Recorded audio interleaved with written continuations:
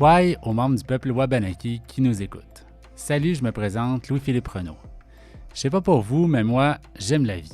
Plus j'apprends à la découvrir, plus je suis touché par sa beauté, par sa fragilité. Je réalise ce balado parce que j'ai envie d'aller à la rencontre de personnes qui ont le goût, comme moi, d'en prendre soin. Bienvenue à Juste pour vivre. Commençons par souligner que nous sommes ici pour parler de la relation au vivant sur le territoire non cédé de la communauté autochtone Wabanaki. Surtout et tout simplement parce que les Premières Nations ont saisi bien avant nous l'importance de cette relation. Alors bonjour tout le monde. Aujourd'hui, je suis avec un philosophe, Philippe Langlois, qui enseigne ici au Cégep de Sherbrooke depuis 2007. C'est un père de famille, c'est un citoyen engagé qui s'intéresse aux questions écologiques depuis assez longtemps, Philippe, je me trompe? Militant sur les questions de justice sociale depuis peut-être plus longtemps que sur les questions écologiques, mais ouais, au moins depuis, disons, le milieu des années 2010, là, sur les questions écologiques. Et je commence à te poser la question évidente, pourquoi la philosophie? Qu'est-ce qui t'a poussé à aller vers la philosophie? Je me suis toujours dit que je savais pas ce que j'allais faire quand j'allais être grand. Okay. Je me suis dit ça jusqu'à 25 ans, là, c'est-à-dire après avoir obtenu une maîtrise en philosophie. Fait que mais la curiosité d'abord, une certaine désorientation aussi, due à certaines expériences de vie qui ont fait que j'avais des questionnements que rien d'autre pouvait aborder que la philosophie. Donc, c'est... Ouais, voilà. Puis, tu as-tu trouvé ton compte? J'ai certainement trouvé mon compte. J'y trouve encore mon compte. On y trouve toujours son compte. Ça se renouvelle, ça se renouvelle. C'est bon réfléchir. Ça fait du bien. On va en reparler plus tard dans le balado. Avec plaisir. Et là, je t'ai invité parce que tu t'intéresses au vivant. Moi, je t'ai vu à quelques reprises comme personne engagée, tant au cégep que dans la rue. Qu'est-ce qui t'a amené à t'intéresser au vivant, toi particulièrement? Je pense que c'est certaines émotions, certaines expériences. Peut-être d'abord l'émerveillement, puis des sentiments de bien-être, de paix, d'admiration quand j'étais petit.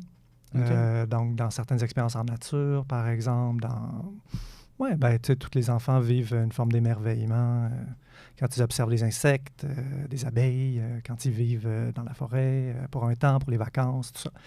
Fait qu'il y a eu ces épisodes-là très heureux de l'enfance. Et puis, est arrivé une sorte d'épisode beaucoup plus... on pourrait dire anxiogène, mais en tout cas des émotions beaucoup plus troublantes, là, comme la peur ou l'indignation, la colère, liées à la prise de conscience de notre situation écologique plus tard, vraiment plus tard.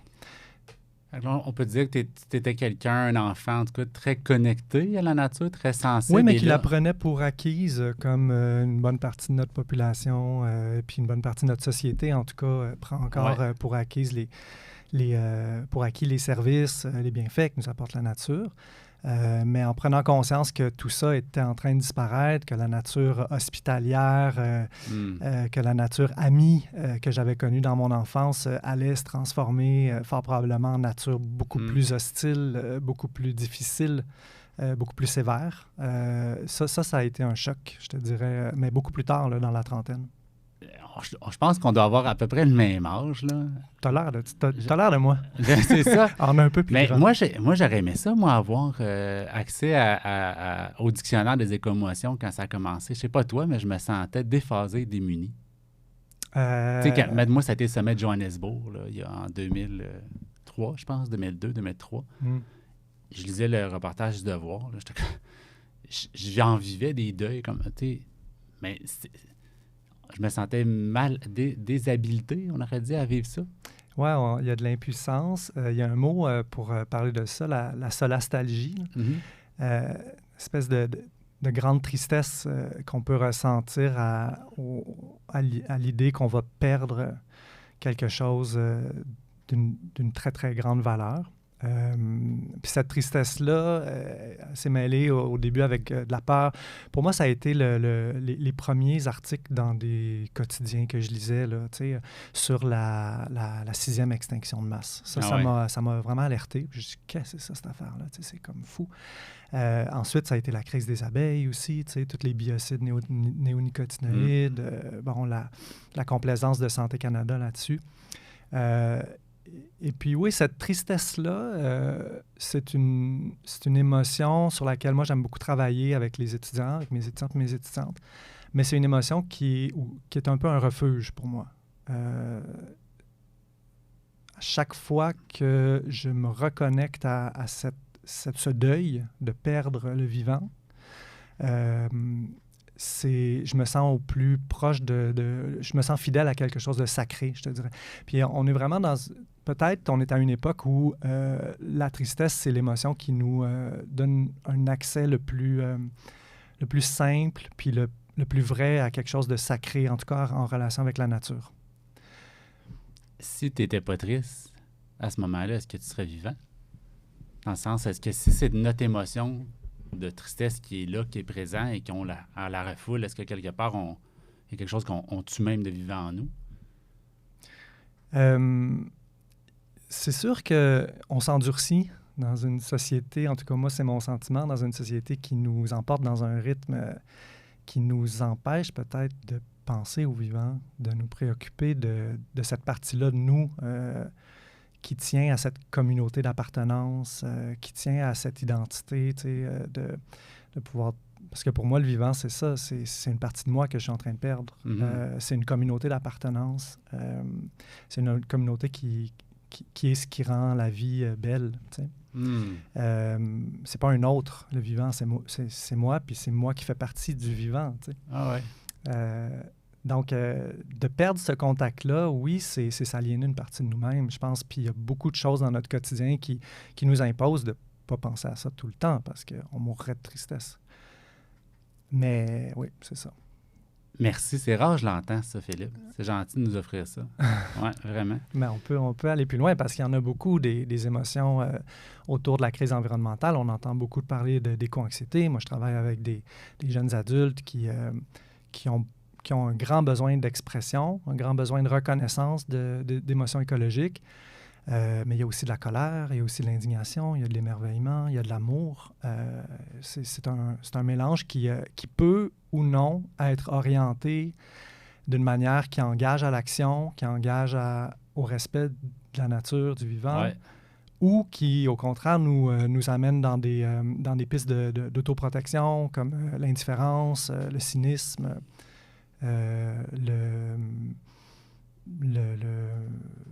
voire le négationnisme. Tu sais. Moi, je suis curieux. Comment ça se traduit en classe? Tes émotions, les élèves doivent se situer chacun dans une gamme d'émotions. C'est pas uniforme. Toi, tes vies. Comment on vit ça, tout le monde ensemble, quand on aborde des sujets justement liés au deuil, à la nostalgie et autres? Là, comment? Ça peut juste se vivre de manière contradictoire. Okay. Tout le monde est en contradiction avec lui-même. Parce qu'on est tellement impuissant d'un côté, mais tellement enragé de l'autre, par exemple. La colère, la rage de Greta Thunberg, mettons. Je pense à un étudiant qui était... Moi, j'essaie, au premier cours de la session, dans le cours en environnement que je donne au cégep, j'essaie de connecter les étudiants à leurs propres émotions, en leur posant des questions bien générales, comme où est-ce que tu te situes personnellement dans la crise écologique? Comment tu vois ton rapport à la crise écologique aujourd'hui. Puis là, là sortent les choses. Fait que j'ai un étudiant, Colin, qui était tellement enragé dès le départ qu'il disait, moi, j'ai envie de kidnapper lui, il est vraiment il est arrivé en classe avec la conviction que la crise écologique était une crise du capitalisme. Fait qu'il dit, j'ai juste envie de kidnapper des ultra-riches puis leur faire faire une prise de conscience au moins 24 heures de ce qui se passe, t'sais. Mais d'un autre côté, cet étudiant-là se disait aussi super fataliste. On ne changera rien, on ne réussira rien. Fait que là, c'est super contradictoire parce que d'un côté, tu veux avoir recours à des moyens d'action quand même assez extrêmes, kidnapper une personne. D'un autre côté, tu penses que ça ne donnera rien.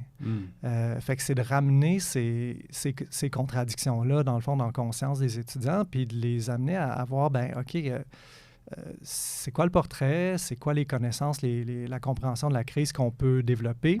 Est-ce qu'on peut faire des liens? Est-ce qu'on peut faire communauté autour de nos émotions écologiques? Est-ce qu'on peut orienter cette communauté-là vers une action qui a du sens, qui nous permet de nous reconnaître comme personnes dans un certain nombre d'amitiés, dans un certain nombre de projets qui donnent du sens à notre génération? Quand j'étais travailleur de rue, je découvrais un peu assez rapidement là, que les personnes, au final, quand on réussissait à les accueillir dans ce qu'ils vivaient ici et maintenant, dans ce qui était vraiment le plus important pour eux, il y avait quelque chose qui se dégageait, qui était qu'elle allait passer à autre chose. Est-ce qu'on peut dire la même chose de ces étudiants-là qui, au final, si on ne les accueille pas là où est-ce qu'ils se situent dans ce qu'ils sont, ils restent pris là-dedans puis ils ne se permettent pas justement de passer à la prochaine étape? Qui est peut-être de vivre une nouvelle émotion, de passer à une action, je ne sais quoi. Mais il y a différents besoins, tu sais, il y a des besoins, ça c'est ma lecture là, comme prof. Dans la génération de mes étudiants, mes étudiantes, il y a un besoin de connaissance, il y a un besoin de compréhension. C'est tellement des enjeux complexes, les enjeux écologiques. Il y a des discours aussi qui sont très diversifiés et qui se contredisent entre eux. Tu sais, le capitalisme vert d'un côté, le technosolutionnisme. Puis à l'autre extrême, tu as des discours super révolutionnaires, de décroissance urgente, Bon, fait qu'il y a un besoin de se situer dans la masse des connaissances. C'est technique. Il y a des sciences du climat qu'il faut comprendre les rudiments. Heureusement, on a des bonnes vulgarisations qui sont disponibles. Mais au-delà du besoin de connaissances, parce qu'on peut établir un rapport comme prof avec sa classe qui est simplement d'enseigner des connaissances, des savoirs. Au-delà de ça, c'est une crise existentielle. Vraiment. Puis le privilège que j'ai, c'est d'enseigner la philosophie et non pas la biologie, par exemple. Fait que je pense que c'est un peu l'opportunité que j'ai de travailler sur, OK, comme personne, comme membre d'une société, comme témoin d'une époque, comment on se situe par rapport à ça? Puis ça pose des questions que quand on réussit à avoir les petits moments magiques qu'on peut avoir des fois en enseignement, les étudiants s'engagent, acceptent de s'engager là-dedans. Par contre, il y en a qui non, embarqueront pas. Parce que c'est extrêmement confrontant pour plein de raisons personnelles. Oui. Mais c'est fou, tu dis, tu abordes la crise dès le premier cours. Il y en a pour qui, des parents ou autres, en général, on n'ose même pas l'aborder parce que ça nous crée de l'anxiété, on ne sait pas comment l'aborder. Puis toi, tu le lances de face. Est-ce que tu as l'impression que ça leur permet de se dégager de quelque chose? Enfin un adulte qui assume. Est-ce que tu sens ça des fois, ce commentaire-là? Est-ce qu'on te le dit? Définitivement. Oui.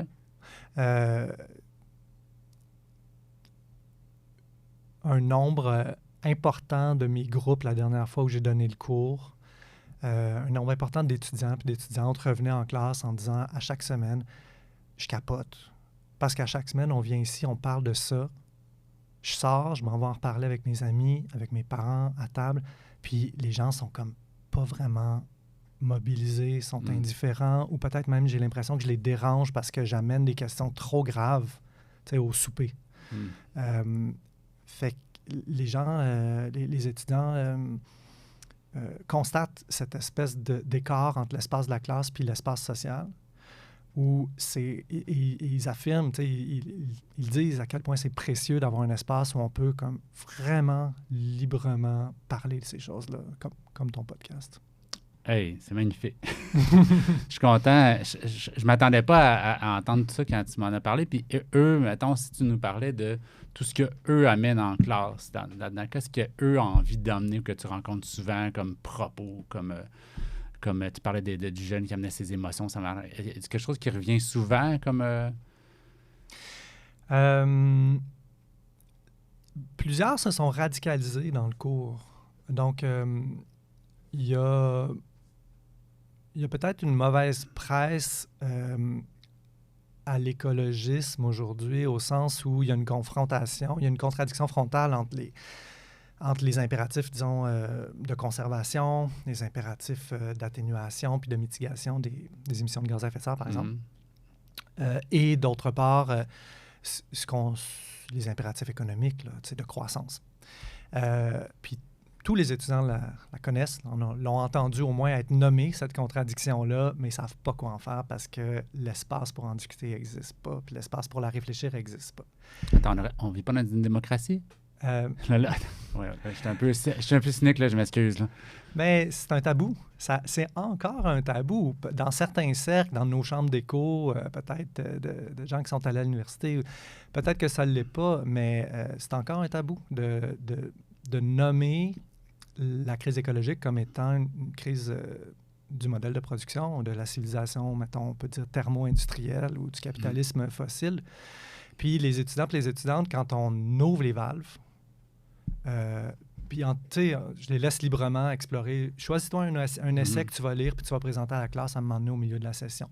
Fait qu'ils choisissent eux-mêmes. Il y en a qui travaillent sur l'alimentation écologique. Il y en a qui travaillent sur l'énergie. Il y en a qui... Puis beaucoup. Puis il y a des cercles de discussion que j'essaie de créer, des tables rondes. Puis finalement, en discutant, en échangeant, ben il y a de la radicalité qui s'installe. Mais c'est une bonne radicalité. C'est intéressant. Au fond, une radicalité, c'est pas une forme de refus d'abdiquer. Il n'y a pas un peu de ça là-dedans, simplement, dans la radicalité, de dire, OK, ben moi, j'embarque pas. J'embarque pas dans cette masse qui avance, qui va là où est-ce que ça n'a pas de sens pour ces jeunes-là. Ça se peut-tu? Là, tu touches comme à un nœud puis une limite que moi, j'ai pas encore réussi à franchir absolument, au sens où faire le constat des contradictions, c'est une étape. Trouver comment orienter l'action, c'en est une autre. Fait que s'engager à lutter d'une manière qui a du sens, sur des projets qui ont du sens, c'est deux choses différentes. Fait que, tu sais, ta question, est-ce qu'ils refusent d'abdiquer, les étudiants, en s'informant? J'associe refuser d'abdiquer à radicalité. C'est plus ça que j'essaie de faire, de dire, est-ce qu'on est radical ou quelque part, on refuse d'entrer dans cette... Mais il y a d'abord refusé de croire. Refuser l'insupportable rondeur de l'idéologie qui nous dit qu'on va résoudre, par exemple, les trucs avec une nouvelle innovation technologique. Voiture électrique. Par exemple. Puis c'est là où les émotions sont super importantes, parce que les affects, c'est ce qui nous connecte avec la contradiction. C'est ce qui nous connecte avec le fait que quelque chose cloche. C'est pas pour rien que j'ai de la rage. C'est pas pour rien que j'ai de l'indignation. C'est pas pour rien que j'ai de la tristesse ou que j'ai un sentiment de deuil. C'est parce qu'il y a quelque chose qui ne marche pas. Puis ce quelque chose qui ne marche pas là, il est intimement personnel, il est vraiment dans l'émotion. Puis c'est la déchirure dans l'idéologie. C'est la première chose qui fait que l'idéologie clignote, qu'elle ne nous aveugle pas comme une lumière constante, aveuglante, trop vraie, qui nous empêche de penser en dehors de l'idéologie. Mais l'émotion nous permet de rompre le charme. Fait que c'est super important pour le travail, pour que le travail soit productif en classe, de mettre les émotions au cœur de la réflexion.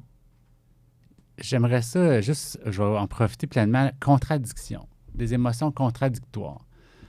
C'est pour, quand tu vas là-dedans, c'est quoi? C'est pour amener un mouvement? Veux-tu juste nous en dire plus? Moi, je trouve ça, il y a quelque chose là-dedans que j'ai l'impression que je perds un peu encore. Là. Je ne suis pas sûr que c'est aussi clair que dans ta tête. C'est pour amener un engagement personnel. C'est trop facile dans une classe de 30 de te mettre sur le cruise control, puis d'écouter le prof, puis d'écouter les autres intervenants, les autres étudiants intervenir. Pour que chacun se sente concerné, pour que chacune fasse son petit bout de chemin à partir de là où il est, parce que chacun n'arrive pas avec les mêmes dispositions, les mêmes valeurs, la même culture, le même bagage, les mêmes expériences en classe. Ouais. Au jour 1 de la session, chacun est différent. Mais le but, c'est que chacun s'engage à cheminer. Pas juste à prendre les connaissances comme quelque chose d'extérieur à lui, mais à prendre les connaissances comme quelque chose qui va le transformer. Tu pars vraiment de la personne, c'est magnifique.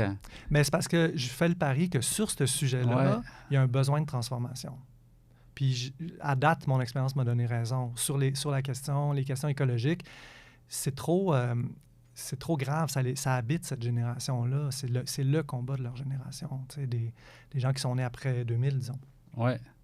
Greta Thunberg en est le symbole, mais ils sont tous et toutes là-dedans. Et donc, ils veulent avoir cet espace de pouvoir essayer de trouver un chemin pour être plus fidèles à ce qu'ils sentent, mais qui n'ont pas encore nécessairement opérationnalisé, mettons, dans une vie concrète. Là.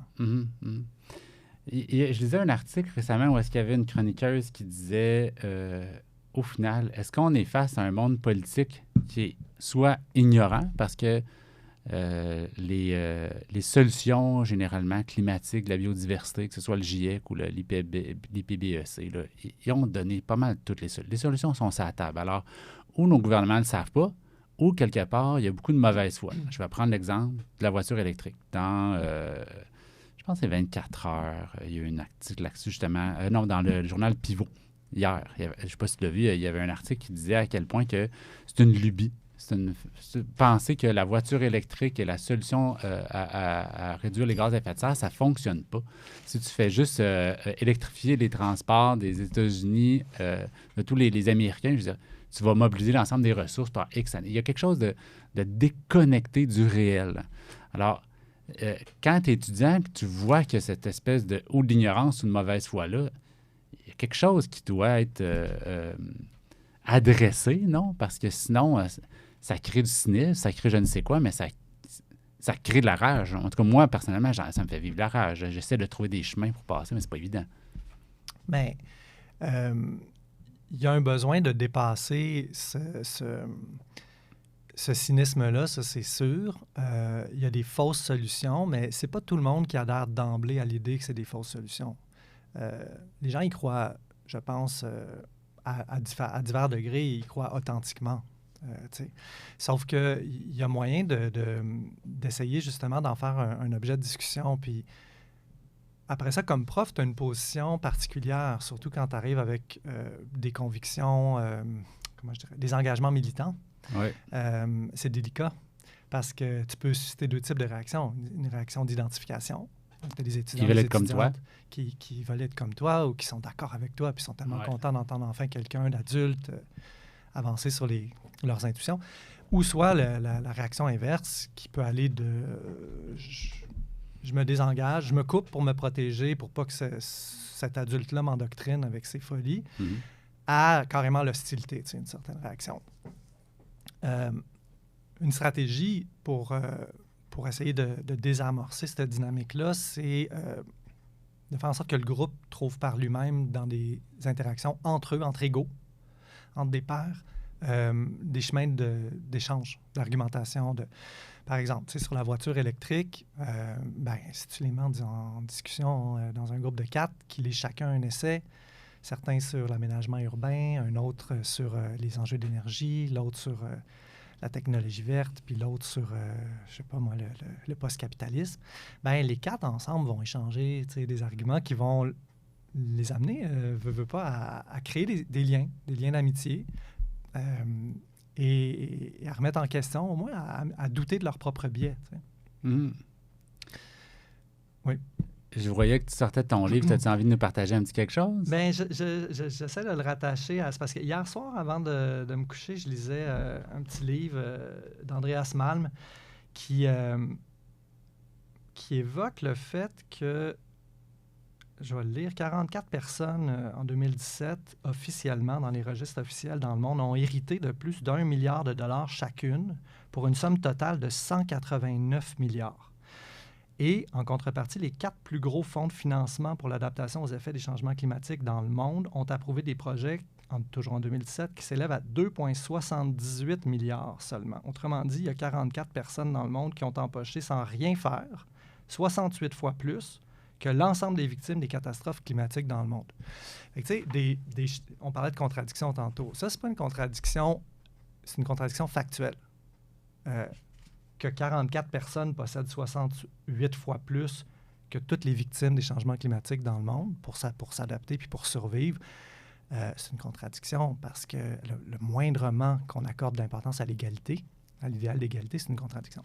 Mais ça c'est le genre de données qui fait bouger la réflexion, qui permet de faire bouger la réflexion en disant « OK, puis pourquoi? » Parce que ça crée un sentiment d'indignation. Il y a quelque chose qui cloche, là. Fait que là, tu parlais des États peut-être de mauvaise foi ou des États... Des politiciens ou des gens qui ont à faire des choix politiques qui influencent tout le monde et qui choisissent la voiture électrique plutôt que la mobilité, le transport interurbain. Ou plutôt que de prendre l'argent qu'il faut pour la transition écologique là où elle est, et de redistribuer les richesses, les risques, de penser en termes de justice écologique. C'est pas clair que... Attends, comment je vais le dire? Il y a différentes... Dans ce même livre-là, Andreas Malm, le livre s'appelle « Comment saboter un pipeline », c'est un titre provocateur. Le livre est assez provocateur aussi. Il fait une histoire des vagues de l'écologisme depuis le début des années 2000. Puis une des choses qu'il montre, c'est que la dernière vague, ce que lui il voit comme la dernière vague, 2018-2019, avec les Vendredis pour l'avenir, Extinction Rébellion, Ende Gelände en Allemagne. Ces grands mouvements-là sont de plus en plus radicaux, au sens où ils font de la désobéissance civile, mais jamais ils vont s'attaquer au bien. D'où le titre du livre, « Comment saboter un pipeline ». Le sabotage n'est pas encore une piste d'action qui est acceptée par le mouvement écologique, en tout cas seulement de façon minoritaire. Mais ce qui est intéressant dans le livre, c'est qu'il montre que la colère monte. Tu sais, pense à Greta quand elle est devant le Forum social mondial, puis elle dit « Les jeunes générations ne vous pardonneront pas si vous ne faites rien. Comment osez-vous encore nous dire que vous faites des choses? Le changement s'en vient, que vous le vouliez ou non. » Il y a une note de colère, puis même de rage là-dedans. Qui démasque finalement l'inaction, la passivité des gouvernements, l'hypocrisie. Puis c'est ce qu'on voit dans la jeune génération, c'est que là, en ce moment, peut-être qu'on n'est pas en 2024 dans une grande vague de mobilisation écologique, mais ça va revenir. Ça va revenir parce qu'on a été ralenti par la pandémie, tout ça, mais ça va revenir, puis sous quelle forme? Sous quelle forme? Jusqu'où est-ce que les gens vont être patients? Les gens... Bien, les jeunes. Les jeunes. Les jeunes à qui on prend la qualité de vie.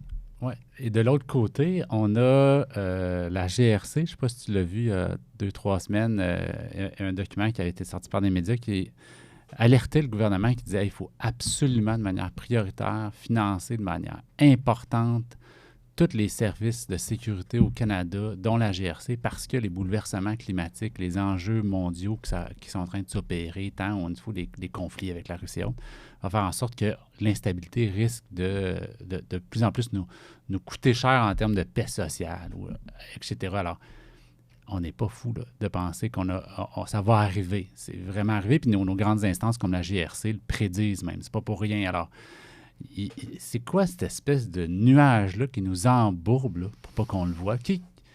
Oui, on veut que c'est anxiogène, on veut se permettre d'être heureux, mais quelque part, de quoi on se prive en ne l'adressant pas directement? C'est une bonne question, puis ça me fait penser un peu à la contradiction qu'il y a présentement, les pays occidentaux qui envoient de l'aide humanitaire par bateau à Gaza, mais qui continuent à fournir des armes par la porte en arrière. T'sais. C'est qu'à un moment donné, on la crée, la catastrophe contre laquelle on essaye d'amener des solutions palliatives minimes. La suggestion de la GRC, elle est légitime parce qu'évidemment qu'il va y avoir des excès. Évidemment qu'il va y avoir de la violence. Puis, protéger les droits, protéger la démocratie, c'est protéger un minimum de paix sociale. On le voit à Haïti en ce moment. Ça prend de l'ordre. Donc oui, il faut se préoccuper de la sécurité. Ça, moi, je le nierai pas. Mais en même temps, ça ne peut qu'être une solution palliative, ça. La solution de fond, c'est de transformer complètement puis c'est très difficile. On est là. Transformer complètement notre modèle de développement, même nos attentes comme individus par rapport à c'est quoi une vie bonne. Oui. OK. On n'a pas parlé avant l'entrevue. Je sors là, de notre... On est sorti depuis le début, là. Je m'excuse, je suis vraiment comme ça. Moi, c'est ma marque de commerçante. J'ai comme l'impression qu'il y a des cultures qui s'affrontent. Il y en a beaucoup qui parlent d'être contre le capitalisme. Le capitalisme serait la source. Mais quelque part, est-ce qu'il y a quelque chose qu'on adresse mal? Parce que, je pense, on va dire Pierre Fitzgibbon. Okay, au Québec, c'est l'image de celui qui va miser sur l'investissement économique, la croissance. Si on va s'en sortir au niveau de la transition socio-écologique, ça va être par les investissements. Bon, la technologie et autres. Est-ce que quelque part, il n'y a pas un choc de culture? Que ce n'est pas juste un choc de manière de rapport de force, mais de culture. Ces gens-là, est-ce qu'ils sont pris entre eux autres dans une espèce de culture qui les empêche d'adresser eux-mêmes le problème comme il faut? T'as-tu pensé à ça? Bien, chacun est dans sa chambre d'écho, d'une certaine manière. C'est difficile d'en sortir. Bon, il y a toute l'image des portes tournantes, là, dont on parle souvent autour des élites politiques. Portes tournantes avec les lobbyistes, avec les élites économiques. Fait que je ne sais pas si tu as ça en tête, mais ça, c'est sûr même dans l'art, on a vu ça aujourd'hui, là, de plus en plus. Je ne sais pas si tu as vu les reportages, là, que les gens de l'élite économique sont même dans nos conseils d'administration des grandes conseils des arts et autres. Là. Ben oui, c'est sûr, parce que l'État se désengage du financement d'à peu près tout, la culture, les services publics. Ben, elle est là, la contradiction, puis c'est un peu pour venir à ta question précédente. En tout cas, à mes yeux, là, c'est une analyse qui en vaut d'autres. Mais moi, mon sentiment, c'est que l'État, on va appeler ça l'État capitaliste, ne fera pas les changements seul, sans y être poussé. Sans y être poussé par la population, par tout un ensemble de contraintes. Parce que, ben, en ce moment, et depuis 50 ans, c'est un État qui est dans le business as usual. On poursuit des rêves qui nous font juste accélérer vers la catastrophe. Es-tu en train de nous dire qu'ils ne vont pas le faire par eux-mêmes, le changement de paradigme radical, c'est ça? Mais je ne veux pas juste jeter la pierre à des individus privilégiés. Une culture, on va dire une culture de gens qui, pour eux, là, justement, c'est le business as usual, que c'est légitime de vouloir faire du profit, que moralement... Ils y croient peut-être authentiquement et sincèrement, tu sais, que leur apport, leur contribution à la crise écologique, c'est de permettre d'innover, de développer de nouvelles technologies. C'est le technosolutionnisme. Mais le technosolutionnisme ne va pas résoudre le problème de la consommation de l'énergie, il ne va pas résoudre le problème de la destruction du territoire, de la pollution chimique. Les émissions de gaz à effet de serre continuent de monter. Bref, il y a juste la décroissance qui offre un scénario plausible. Mais la décroissance, c'est quelque chose qui bouscule tout le monde. Puis c'est là où je ne veux pas juste pointer une méchante élite qui est contre le peuple. C'est pas ça du tout la vision que j'ai. Tout le monde bénéficie de la situation actuelle. Il y a un confort matériel et économique qui est encore majoritaire. Au Québec ou en tout cas chez les Occidentaux. Parce que si on fait le voyage dans le monde, c'est peut-être pas la même chose. Donc, est-ce qu'on veut sacrifier un confort à court terme pour un avenir, pour une sécurité à plus long terme qui semble toujours, parce que c'est à long terme, plus hypothétique? Bien, tu sais, les gens continuent à élire ces gouvernements-là, à pas être dans la rue tous les jours. Tu sais, encore une fois, je reviens à Greta Thunberg, tu sais, qui se demande, mais comment ça se fait qu'on n'est pas à chaque jour dans la rue jusqu'à temps que ce soit résolu, jusqu'à temps que les engagements soient pris, jusqu'à temps que les lois soient votées? C'est la chose la plus grave puis la plus urgente. Mais pourtant, c'est la première chose qu'on veut oublier, peut-être précisément pour ça. Tu crois beaucoup à l'éducation. Tu es enseignant. J'aurais envie de te demander justement à quel point l'éducation, où on parlait juste simplement d'aborder la réalité de manière frontale, là, directement, est une solution ou est un apport qui devrait être peut-être plus important dans cette réalité-là. Donc, comment l'éducation peut changer quelque chose? C'est quoi ta position par rapport à ça? Là? Comme où tu mettrais l'éducation là-dedans? Là? Un peu partout. Évidemment, on peut penser aux enfants, le contact concret avec la nature, apprendre des savoir-faire, apprendre à cultiver de la nourriture, au moins comprendre d'où vient la nourriture. Puis, ben, ça va progressivement selon l'âge. Donc, moi, je pense qu'il faut la mettre partout, l'éducation, puis pas en faire seulement une éducation théorique, mais vraiment une éducation pratique. C'est une éducation aux vertus aussi. C'est une éducation à désamorcer les dynamiques de compétition puis d'individualisme où j'essaie de chercher mon propre confort de survivaliste personnel, et au contraire, essayer de s'engager dans de la collaboration, de la coopération, parce qu'il n'y a personne qui va se sauver tout seul. On doit se sauver ensemble. Mais c'est aussi une éducation des adultes. T'sais, quelqu'un comme moi, je te parlais tantôt des limites que moi j'atteins. Dans ma prise de conscience, j'atteins une limite où je sais pas encore comment traduire ça dans une vie qui a du sens. Je continue à avoir une situation privilégiée. Je continue à travailler trop, à manquer de temps pour réfléchir aux choses les plus importantes, à être plus dispersé que diversifié dans mes compétences, à être... donc, puis ça, c'est très difficile, tu sais. Ça se retrouve, par exemple, je ne sais pas comment voyager.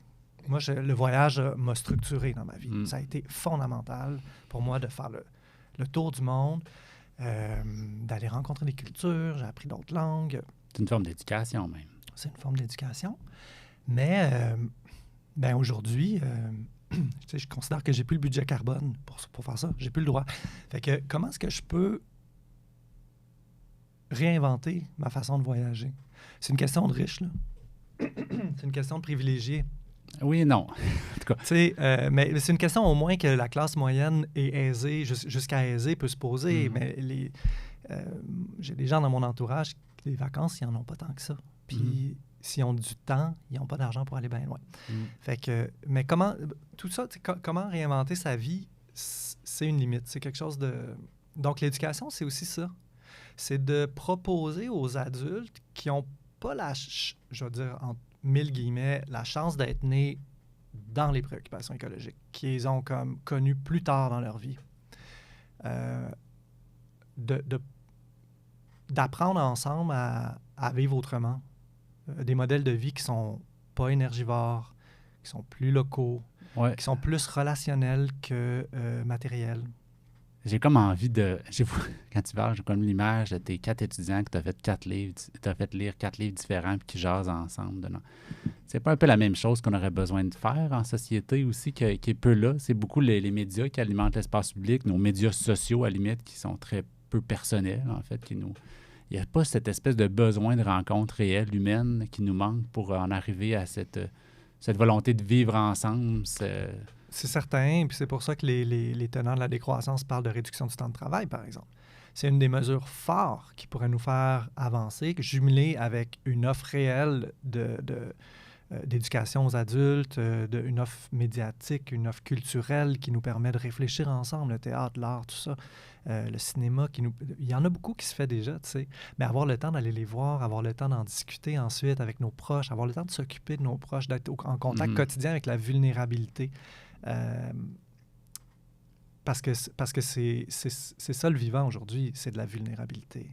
Alors qu'on pensait qu'on était enveloppé, en tout cas moi quand j'étais petit, je pensais que j'étais enveloppé par la bulle de protection du vivant. Aujourd'hui, je prends conscience du fait qu'en fait je suis prédateur.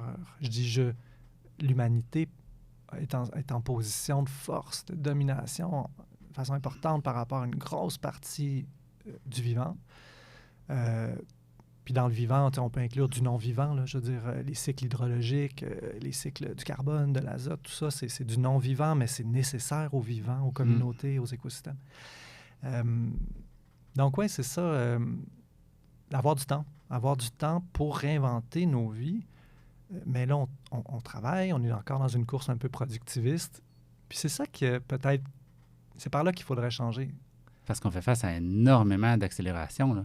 La 5G, la 6G, tout ça, c'est toute une logique de toujours plus vite, mais ça va être le mouvement inverse. Ça ne va pas nous donner plus de temps. Au contraire, on a toujours cette idée-là qu'il faut avoir accès à le plus rapidement possible à plein de choses. Mais pourquoi? Je pense que c'est la fameuse question que j'imagine qu'on doit se poser en philosophie. Mais pourquoi? On ne se la pose pas beaucoup, non? On se la pose quand on a le temps. On se la pose quand quelqu'un de significatif nous donne l'espace pour se la poser. Puis sinon, on s'affaire, on s'active. On est plus dans l'activation que dans la sérénité. Mais être serein aujourd'hui, ce serait presque indécent. Dans quel sens? OK, je comprends. C'est un massacre. En ce moment, il y a un massacre qui a lieu et ce massacre-là n'a pas encore été stoppé. On n'a pas trouvé encore les manières d'arrêter ça. D'où la tristesse, tu sais. On ne peut pas être serein. Mais il faut qu'on s'en occupe, ça c'est sûr. Puis, on prend même pas le temps de s'en occuper. Là, on est à un niveau un peu de méta-réflexion. Tu sais, comment trouver le temps pour se préoccuper des choses importantes? il y a des éléments dans notre vie qui nous éloignent de cette d'approcher nos émotions, notre vulnérabilité ou quoi que ce soit. Je pense aux écrans. Nombre de fois qu'on a eu des spécialistes nous avertir que c'était un enjeu important. Même encore là, récemment, c'est le grand chroniqueur là, au Québec là, j'ai lu Lagacé. Lagacé qui avait du bon papier là-dessus. On est conditionné à aller vers quelque chose qui nous éloigne de tout ça. Là. C'est du conditionnement. On est une espèce qui se conditionne. Alors, le nombre de fois qu'on est appris à aller devant mes écrans, puis je suis le premier, là. Je m'exclus pas, là. Moi, je t'avoue, là, mes courriels, genre des lire, tu sais, il y a comme quelque chose qui est difficile. Il y a comme un deuil collectif qu'on a à faire là, de technologie qui nous dessert au final par rapport à ce qu'on nomme de toucher à ces émotions, cette vulnérabilité-là. Ça nous isole. Ça nous éloigne des liens significatifs. Et puis, quand on s'isole, on se retrouve beaucoup plus en proie à des désirs de reconnaissance qui sont un petit peu mal réfléchis, peut-être. La consommation, par exemple, aujourd'hui, la consommation de positionnement, puis la consommation de compensation, c'est deux enjeux, deux fléaux réels pour les écosystèmes. Parce que ça extrait beaucoup de ressources. La consommation de positionnement, c'est la consommation qui permet d'affirmer mon statut social. Ouais. Ça répond à un besoin de reconnaissance. Donc, je veux me distinguer de quelqu'un d'autre en ayant une Audi plutôt qu'une Toyota. Ça, c'est quelque chose qui provient d'une volonté de faire du sens de mon identité dans une société qui participe du problème. Clairement, ça participe du problème parce que ça consomme des ressources, de l'énergie, et ça l'entretient. Ça normalise la course à la consommation parce qu'il y a toujours quelqu'un qui a plus que nous. Puis la consommation de compensation, c'est lié c'est lié à l'absence de temps pour se déposer puis se retrouver dans l'unité puis la fidélité à nos valeurs. Donc, qu'est-ce qu'on fait quand on se retrouve avec une fin de semaine? Qu'est-ce qu'on fait quand on se retrouve après 6 mois de travail acharné avec 2 semaines de vacances? Ouais. On se paye la traite. Qu'est-ce qu'on fait à Noël? On se paye la traite. T'sais. Fait que ça permet vraiment de compenser pour des frustrations qu'on a accumulées dans une vie trop productive. Bon, ça, c'est deux types de consommation qui sont quand même conceptualisés puis théorisés par exemple, la sociologie de la consommation puis tout ça. Mais ça c'est certainement renforcé par la solitude puis l'isolement qu'induisent les écrans, la difficulté dans laquelle ça nous pousse à justement créer des liens significatifs, faire des rencontres. Encore une fois, comme tu proposes de le faire ici. Oui, mais des rencontres humaines aussi bien réelles. Là. C'est ce que Patrick Lagacé relevait avec les études sur les écrans. Les écrans nous réduisent le temps passé dans le monde réel où est-ce qu'on apprend à exister avec l'autre. On apprend à créer du lien et autres, ce qui est quand même assez essentiel. Là. Dans ta classe, c'est un peu ça que je comprends que tu fais. Tu crées aussi du lien. Là. C'est essentiel là, pour que ces jeunes-là puissent se sentir vivants eux-mêmes dans ce qu'ils ont à affronter. Je me trompe? Les fois où j'ai réussi à le faire, parce que je ne veux pas non plus avoir un portrait trop rose. Super-héros! C'est ça, tu sais. Il y a des cours, moi aussi, je donne des cours magistraux, puis des fois, j'ai des séquences de cours magistraux. Puis, on va avoir des plaintes des élèves demain. C'est pas vrai qu'il est comme ça. C'est-tu le même gars? Mais les fois où j'ai réussi à le faire, j'ai senti que c'était là où les étudiantes étaient le plus reconnaissant, disons, de ce que pouvait leur apporter un cours. Okay. Ça répond vraiment à un besoin, encore une fois. C'est difficile parce qu'en éducation, on a plein de contraintes, là, des devis, des plans cadres, des politiques, des ça. Fait que des fois, on ne réussit pas, puis en plus, on a le temps. On est surchargé, on est débordé, les corrections, les préparations, les réunions. Fait que des fois, on n'a pas le temps d'inventer un nouveau cours qui va être comme parfait, tu sais. Mais on aimerait ça. Je nous amène ailleurs, pas trop loin. Je t'ai envoyé hier l'article sur la pensée qui a été écrit. J'aurais aimé ça l'avoir parce qu'il aurait fallu le citer, la personne qui l'a écrite. C'était vraiment bon. C'était dans Le Devoir, je me trompe? C'était dans Le Devoir, oui, la page idée. Oui, je me rappelle pas du titre de l'article, mais ça parlait de notre relation à la pensée. Est-ce que tu as envie de nous en parler un peu? Moi, j'ai trouvé ça magnifique comme réflexion. Là, on serait gentil de le citer. Là. Tu le je vais le mettre au montage. Je vais le mettre en référence, assurément, dans le balado. Parfait. Mais moi, ce que j'ai retenu de cette prise de position-là, c'était dans la section idées du devoir. C'est une réflexion sur l'intelligence artificielle puis sur comment, en fait, c'est une forme de pensée qui est extérieure, je dirais, qui est fonctionnaliste, qui est fonctionnelle. Les intelligences artificielles, les robots conversationnels, tout ça, cherchent des probabilités, cherchent des séquences de langage qui sont les plus probables associées à des prompts. Puis en ce sens-là, ils restent totalement extérieurs aux résultats qu'ils donnent. Donc, ils font juste comme associer des trucs en disant ça marche, ça fonctionne, on le retrouve souvent.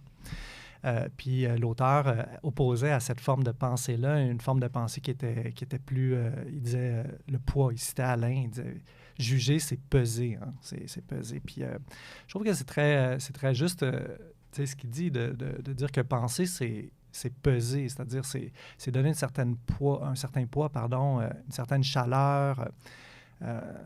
Et puis ça revient aux émotions aussi. On ne pense pas sans émotion. Il faut on a besoin, je dirais, de donner ce poids, cette chaleur-là, la mémoire, quelque chose une direction qui vient du cœur à nos pensées. Penser, c'est pas seulement... aller chercher l'information sur Google. Aller chercher l'information sur Google, c'est ça qui parlait. C'est chercher à être fidèle à quelque chose en soi.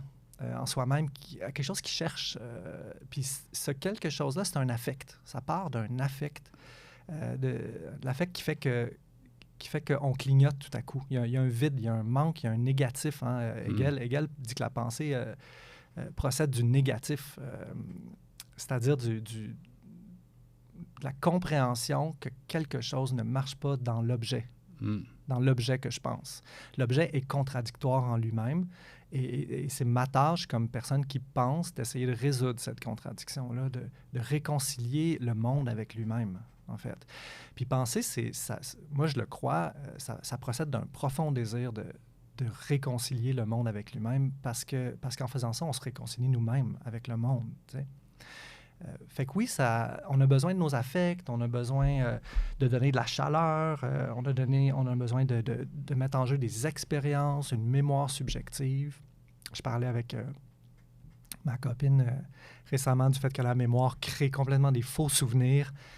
J'ai envie de dire, pas grave. Oui, tu sais, il faut aller valider la véracité de nos souvenirs, mais en même temps, ces souvenirs-là sont quand même la part subjective de la pensée, puis elle est nécessaire. Oui. Est-ce qu'il y a quelque part aussi dans cet exercice-là de pensée qu'on est invité à faire dans l'article ou que tu invites toi-même, il n'y a pas quelque chose de devenir qui nous sommes? J'ai l'impression qu'il y a un rêve collectif aussi à se donner si on choisirait plus frontalement de dire, OK, on peut-tu chacun devenir qui on est? Parce qu'on est tous uniques. Quelque part, on a comme quelque chose à amener au monde. Et j'ai l'impression, des fois, quand j'entends beaucoup le discours de liberté, qu'il y a comme une absence de cette valeur-là qui est, on peut-tu être libre de soi, d'exister, d'être complètement nous-mêmes puis d'être légitime au monde. Mais pour ça, il faut se découvrir, il faut l'amener, il faut sous-peser le monde face à nous. Il y a quelque part dans cet exercice-là qui nous permet de devenir qui on est si on fait vraiment l'exercice d'effort de pensée, non? C'est sûr. Tu le dis très bien, là, c'est un enjeu d'identité, c'est un enjeu de devenir ce qu'on est. C'est un enjeu de libération aussi, plus que de liberté. Peut-être que le mot liberté est des fois interprété de façon trop figée, comme un bien que j'ai, comme une propriété que je possède. C'est ça. Alors que la liberté, c'est un processus. C'est rien d'autre que le résultat d'une libération. De quoi doit-on se libérer aujourd'hui? C'est ça la question qu'on doit se poser. De quoi est-ce qu'on doit se libérer? Puis se poser cette question-là, c'est poser une question qui peut nous amener sur des diagnostics contradictoires sur la société.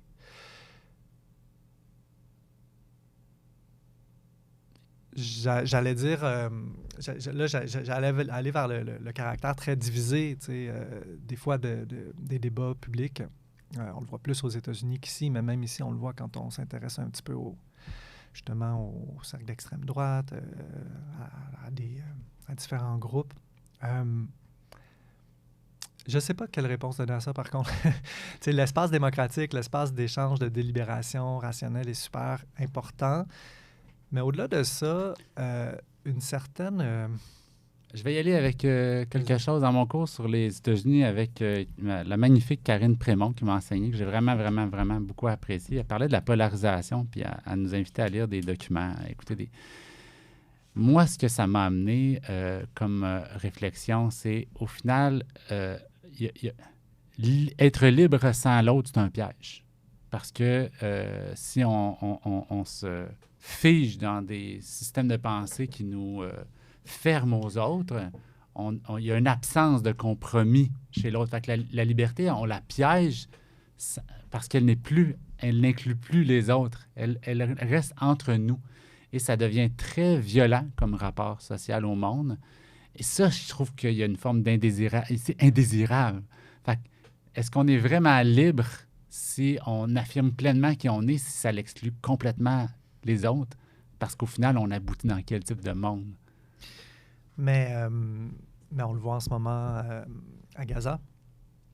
Un pays veut assurer sa sécurité, son identité, sa liberté en niant radicalement l'existence d'un autre peuple.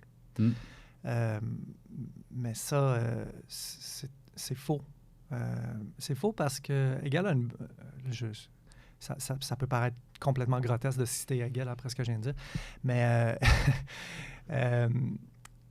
ça nous amène à, en tout cas, je vais rester sur ce qu'on observe à Israël, ça nous amène à des niveaux de violence qui sont des trahisons de nous-mêmes. Puis on le voit en particulier dans le cas d'Israël, qui est un État qui est né d'un drame, d'une catastrophe historique, d'un massacre au milieu du 20e siècle, et qui en ce moment en commet un, au nom de son droit d'exister. Mais Hegel, je vais revenir à Hegel, a une belle image, tu sais, dans la phénoménologie de l'esprit. Il dit on n'est jamais un maître on n'est jamais un maître que pour un valet de chambre. Là, je le paraphrase, puis je le paraphrase mal, là, mais en gros, l'idée, c'est de dire que si on veut être libre, on veut être reconnu comme libre. Mais se faire reconnaître comme libre par quelqu'un qu'on ne reconnaît pas nous-mêmes, qu'on considère comme un inférieur, comme une personne qui a un statut distinct d'une autre, c'est pas satisfaisant. Je suis bien content quand ma petite fille ou mon petit gars de 4 ans me dit « Papa, t'es le meilleur, tu devrais être premier ministre. » Mais qu'est-ce que ça vaut? Quand c'est un autre papa qui te le dit, c'est différent. Exact. Fait que si tu reçois un prix de la société toute entière te disant « T'es le meilleur papa du Québec », c'est différent. Fait que la reconnaissance, ça se passe entre égaux. De la même manière, la liberté, on n'est jamais libre seul. La liberté, c'est un projet collectif. Puis, dans le rapport à l'autre, il y a aussi de l'amour. Je ne sais pas si c'est quétaine ou trop chrétien de dire ça, mais l'amour joue un rôle vraiment important. L'autre, le vivant, entre autres. La nature, les écosystèmes, on veut le faire par amour aussi. Puis on ne s'engage pas si on n'aime pas profondément. Puis dans mon expérience de bifurcation puis de prise de conscience de citoyens ou de personnes concernées par les questions écologiques, me connecter à mon amour du vivant, ça a été une manière de m'aimer moi-même aussi. D'être fidèle à ce que j'avais de plus précieux en moi. Nier ça, juste comme être indifférent ou mettre un couvercle là-dessus, ça me donnerait une impression de vacuité, de vivre une vie vide. Puis, j'en ai juste une. Ah ouais. Prendre soin du vivant, de la biodiversité, de nous, c'est quoi si c'est pas de l'amour? Quelque part, si on n'y met pas de l'amour, on y met quoi? Des fantasmes, je ne sais quoi, des vues de l'esprit, mais... De la domination. De la domination. Du pouvoir. Besoin de reconnaissance. L'éco-blanchiment. Aussi. Mais c'est pour ça que la réflexion sur la vie bonne, la vie vraie, elle est vraiment difficile à faire aujourd'hui parce qu'on peut se sentir seul alors qu'on ne l'est pas. Il y a beaucoup de gens qui se posent ces questions-là, mais on n'a pas encore réussi à faire communauté parce que notre société est structurée d'une manière qui empêche la vie bonne, profondément sur ces questions-là. Elle est structurée d'une manière qui nous impose de courir après des ressources juste pour se trouver un logement, pour avoir suffisamment de sous, pour avoir de la mobilité, parce que la mobilité est individualisée, puis ça nous prend une auto qui coûte trop cher, pour courir des soldes sur la nourriture qui est pleine de pesticides, parce qu'on n'est pas capable de se payer d'autre chose que ça. Puis de toute façon, tous les systèmes de distribution nous offrent ça.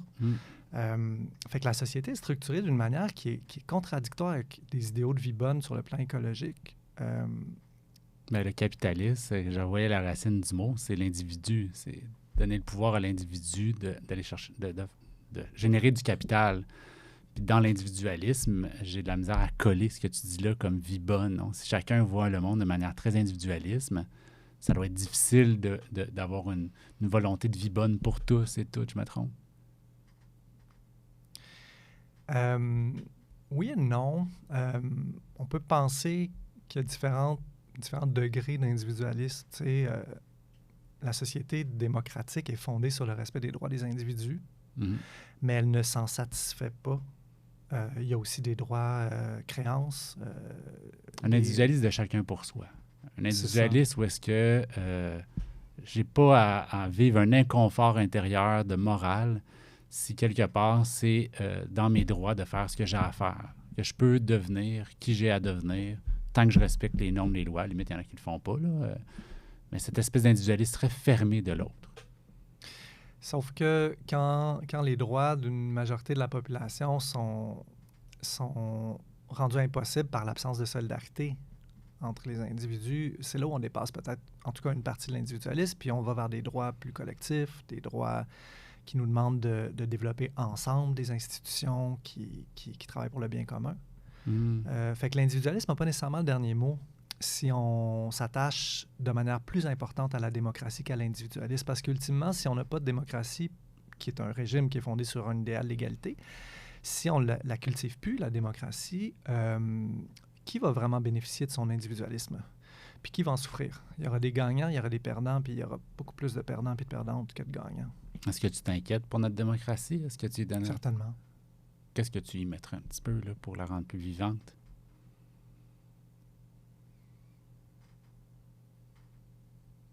C'est une bonne question. Si j'étais dans quelle position? Dans la position de prof, baguette magique. Baguette magique. Mais une culture plus participative, certainement. Se libérer de l'idée que d'autres vont prendre les décisions puis faire les choses à notre place. Se libérer de l'idée que l'État représente de manière parfaite l'intérêt commun. S'éduquer aussi à l'économie politique, comprendre le rôle des lobbies, comprendre que des fois, les représentants ont besoin d'une petite push de la population. Soit un soutien, aller faire un petit tour des fois au conseil municipal pour appuyer les élus qui essaient de faire passer les affaires puis que c'est difficile. Ou soit des fois de l'opposition, c'est-à-dire non, ça passe pas. Un autre projet de troisième lien, non. Ouais. Ça passe pas. Ouais. Dire non. Dire non. L'entrevue se termine, mon cher. On a abordé beaucoup de sujets qu'on ne s'attendait pas, ni toi ni moi. Puis on n'a rien abordé qu'on voulait aborder. C'est magnifique. Mais je pense que notre auditoire va être très heureux de ce que tu as amené ici. C'est quoi les grandes questions que tu auras envie de laisser aux auditoires, que tu nous inviterais à nous poser, de garder en nous, de porter? Aurais-tu envie de nous offrir quelques pistes de réflexion que tu diras, moi je pense que je prendrai le temps de réfléchir à ça en ce moment. Tu nous en as offert des très belles là, tout au long de l'entrevue, là. Mais s'il y en a d'autres, garde-toi, je t'ouvre la porte. D'abord, Si on se pose la question, comment est-ce qu'on peut être certain ou quels sont les indicateurs qui nous permettent de savoir si on vit une vie écologique ou on prend les bonnes décisions, je dirais la première affaire, c'est d'écouter la science. Suivre le GIEC, suivre l'IPBES. Comme tu l'as dit tantôt, les solutions existent. Avoir du courage, évidemment, être critique face à toute forme de discours qui nous amène dans une fuite en avant. On n'a plus le temps et on ne vit pas bien. On se trahit en faisant ça. En continuant la fuite en avant. Chercher à changer nos vies.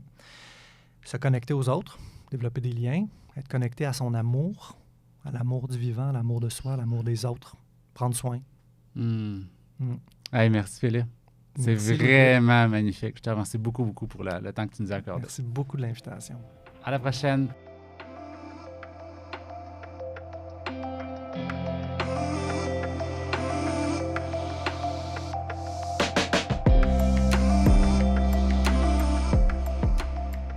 J'espère que vous avez apprécié les échanges et les réflexions.